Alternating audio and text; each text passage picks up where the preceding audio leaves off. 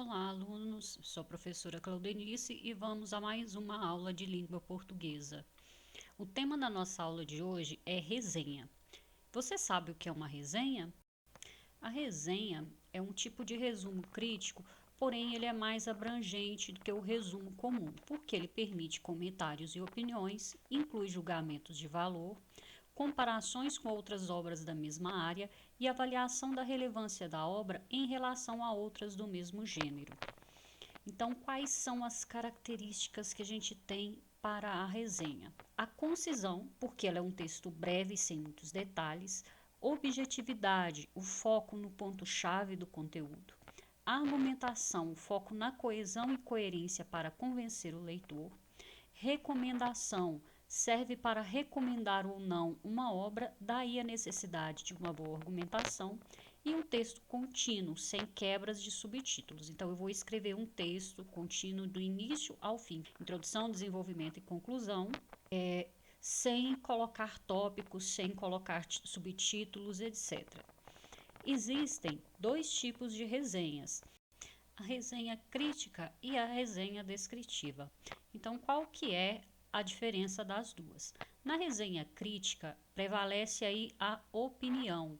Além de expor algo a respeito do conteúdo, o resenhista dá a sua opinião de forma crítica, influenciando o comportamento dos leitores.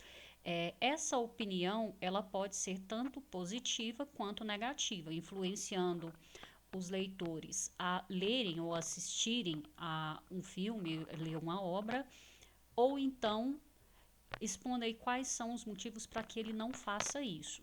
E a gente tem também a resenha descritiva, em que prevalece a informação. Então, nela, o resenhista dá a conhecer ao leitor um pouco sobre o autor e sua obra sem fazer julgamentos. Aqui é quase como se fosse um resumo mesmo. Então, a opinativa é aquela que vai trazer opinião, a crítica, e a descritiva vai trazer apenas a informação.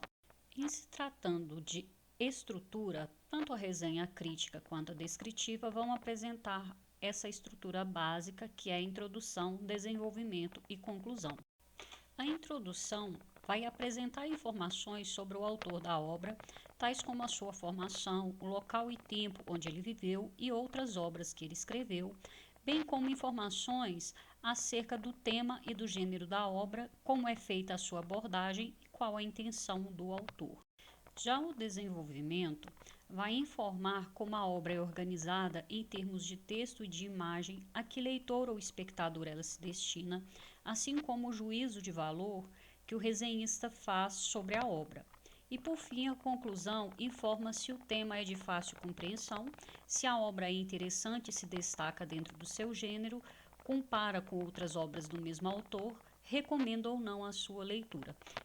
As informações que compõem a resenha é que vão fazer com que ela se diferencie do resumo propriamente dito. O resumo traz apenas uma síntese da obra, apresentando de forma abreviada o que acontece nela. Já a resenha vai trazer essa série de informações sobre o autor, sobre o tema, sobre expectativas que o leitor pode ter ao ter acesso a essa obra, é, traz comparações, faz ou não recomendações a respeito da obra. Então, essa é a diferença de resenha para resumo. Para a gente encerrar esse tema da aula de resenha, vai aí algumas dicas para quando você for elaborar a sua resenha sobre determinada obra, seja ela livro, seja ela um filme. Refletir e responder algumas questões pode ajudar a definir melhor o caminho a seguir. Gostou do livro ou filme? Qual parte foi mais interessante? Que relações ele pode ter com outras obras? Quais as principais considerações e apreciações sobre o tema? Sentiu que teve alguma parte que não ficou bem explicada?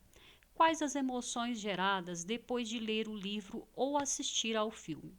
Quando você reflete sobre estas perguntas, você faz uma anotação sobre elas, você já tem meio caminho andado aí para compor o desenvolvimento da sua resenha, bastando, portanto, você só fazer uma pesquisa ali a respeito do autor e a sua resenha está praticamente pronta, é só você escrever o texto e revisá-lo. encerramos aqui a nossa aula.